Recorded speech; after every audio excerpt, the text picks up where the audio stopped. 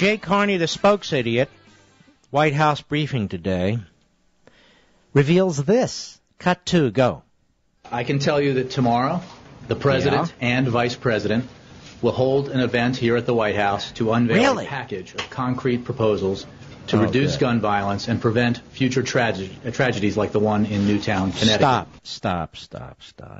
They're not going to reduce gun violence. What are they doing about Chicago and the mass murder that's going on there? Nothing.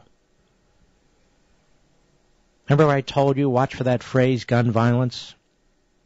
Not so much gun control, gun violence. They're against gun violence. Are you against gun violence, ladies and gentlemen? Are you against common sense? Prevent future tragedies like the one in Newtown, Connecticut? Are these men gods? They're going to prevent tragedies like the one in Newtown, Connecticut? This is what I mean, this over-the-top propaganda.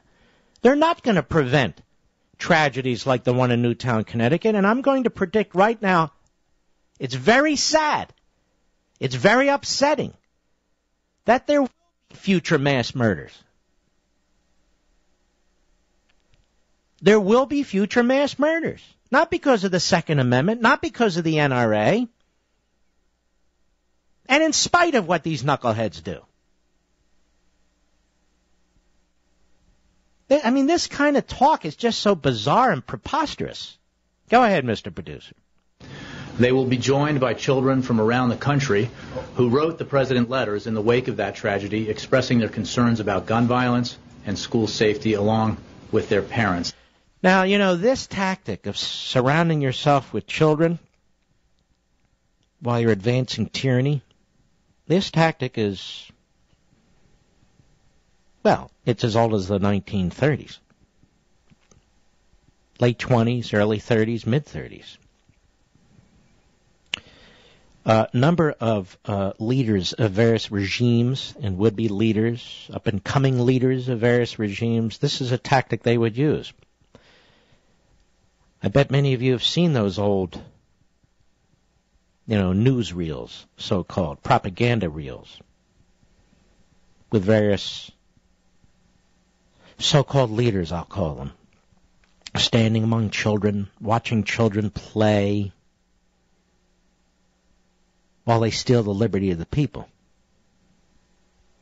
using children as pawns in your propaganda efforts. So what you're going to see tomorrow, with Obama surrounding himself with children and their parents, is a propaganda event that has a long, sad, pathetic history.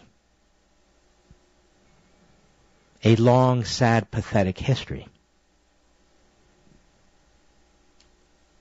This has nothing to do with children, per se. It has everything to do with seizing liberty and attacking the Bill of Rights.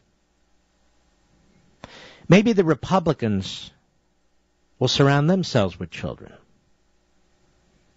and talk about the national debt and talk about, in reality, what Obama and Harry Reid and Pelosi and the Democrat Party and all the people who voted for Obama and Biden have done and are doing to our children and our grandchildren. Maybe they should hold a little press event with children. Because unlike the Obama-Biden propaganda event, where the children really have nothing to do with what these people are up to, the Republican press event would have everything to do with the next generation and the generation after that. But they won't do it because I don't know, because nothing's rattling up there in their heads